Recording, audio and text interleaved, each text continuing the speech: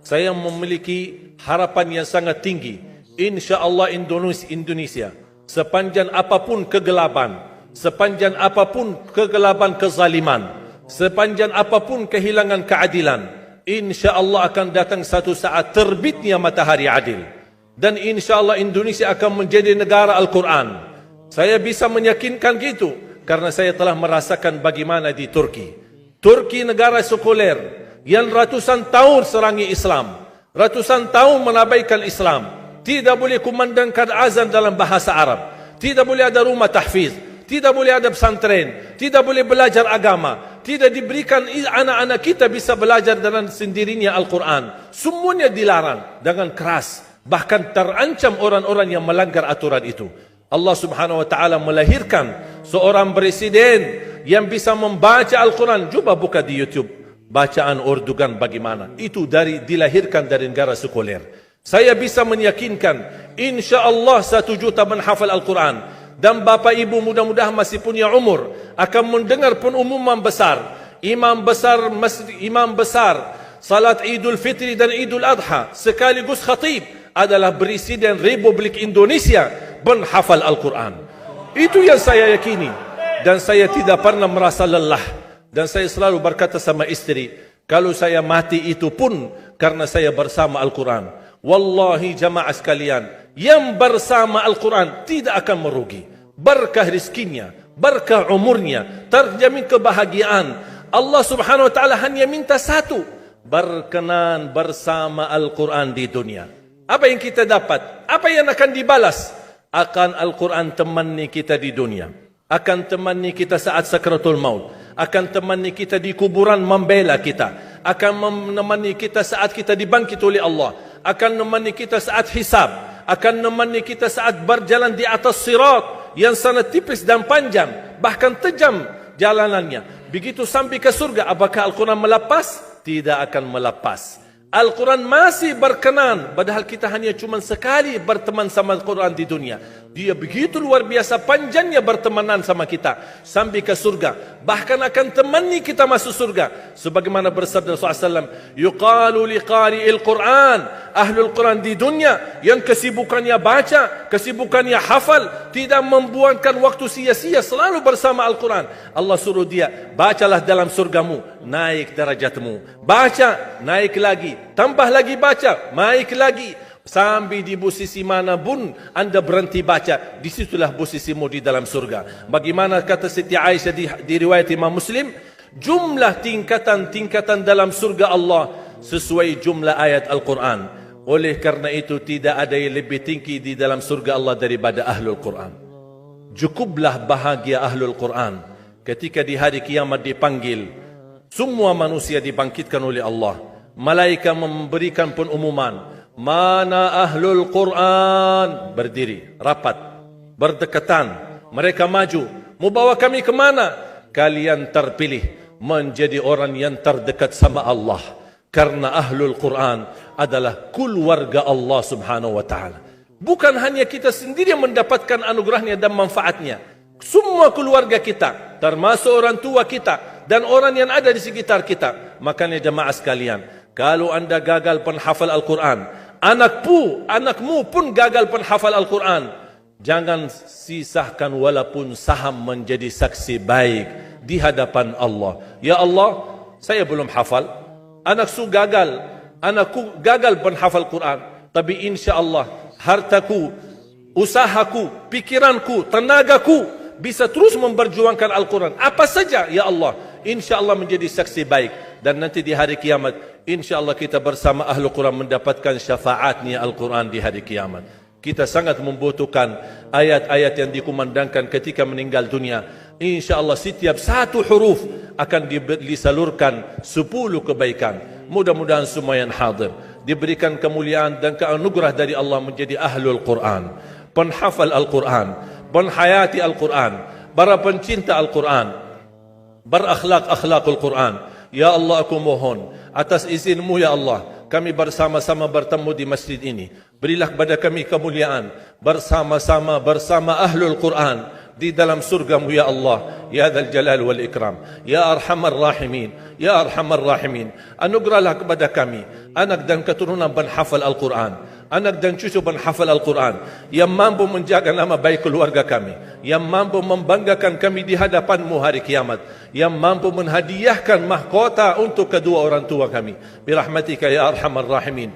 Ya Allah, maafkan kalau kami tidak berhasil menjadi penghafal Al-Quran. Tapi ya Allah, kami kurbankan nyawa kami, harta kami, usia kami, tenaga kami, pemikiran kami, ilmu kami untuk Al-Quran, agar Indonesia ke depan menjadi negara Al-Quran, agar Indonesia menjadi contoh terbaik untuk mata dunia, agar bisa kita melahirkan. Karena saya meyakinkan ya Allah, dan kami semua meyakinkan, terjamin masa depan Indonesia baldatun tayyibatun wa rabbun ghafur kalau selalu bersama Al-Quran.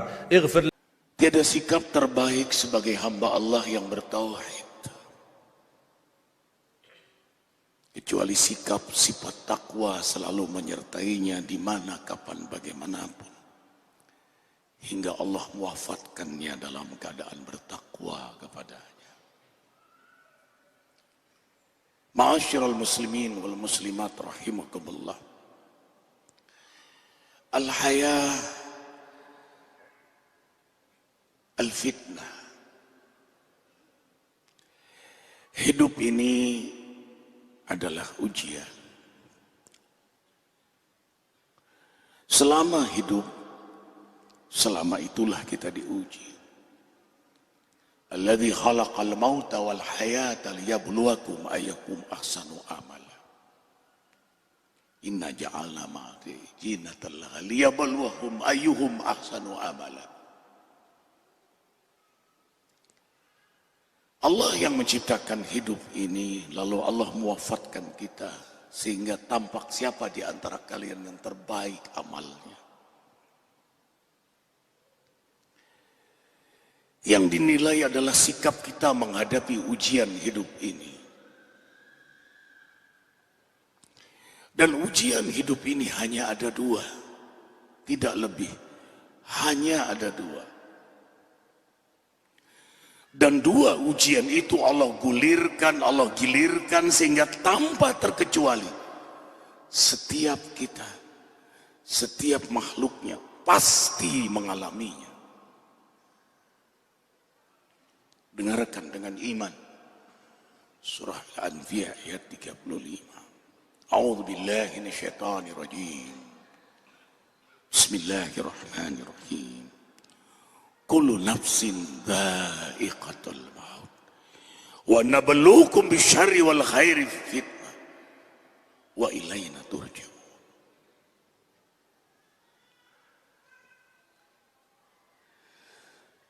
Setiap yang bernapas pasti dha'iqah, tidak langsung mati, tapi merasakan dulu sakaratul maut. Karena itu sebelum alam kubur, dari alam dunia melewati pintu alam sakaratul maut. Dan Rasul mengajarkan kita untuk selalu berdoa dalam doa salam, keselamatan. Allahumma hawwin alaina fi sakaratil maut. Di jalan yang istiqamah. Apa yang dimaksud dengan istiqamah? Yang dimaksud dengan istiqamah adalah apa? Senantiasa terus-menerus melakukan satu amal perbuatan. Dia tidak pernah bosan. Dia tidak pernah berhenti. Apapun godaan dan cobaan. Tapi, bagaimana ketika hidup mulai tergoda lagi? Ketika mulai datang lagi cobaan demi cobaan. Bagaimana? Seperti apa? Wahai engkau yang dimuliakan Allah, ada beberapa cara yang bisa kita lakukan, yang insya Allah mudah-mudahan akan membantu kita untuk senantiasa tetap istiqomah di jalannya. Yang pertama, jangan pernah membiasakan dosa-dosa kecil. Karena ketika kita sudah mulai membiasakan dosa-dosa kecil, maka kita akan meremehkan dosa itu. Dan kita akan menganggap bahwa Allah itu senantiasa mengampuni. Betul, Allah Maha Pengampun. Betul, benar.